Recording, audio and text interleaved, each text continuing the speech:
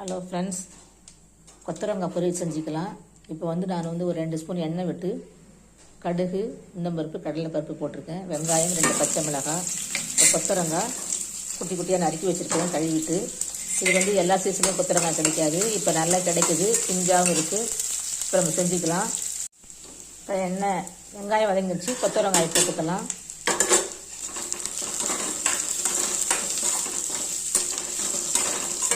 நல்லா வதக்கிட்டு ஒரு 2 நிமிஷம் கழிச்சு உப்பு போட்டு மூடி வச்சுக்கலாம்.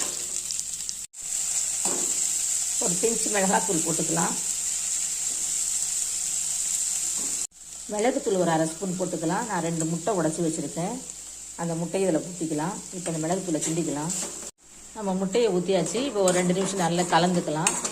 அதுக்காக தான் மிளகுத்தூள் போட்டேன், முட்டைக்காக ஸ்மெல் வரக்கூடாதுன்னு. இது கொத்தவரங்காய் பொரியல் முட்டை போட்டு செஞ்சால் சூப்பராக இருக்கும்.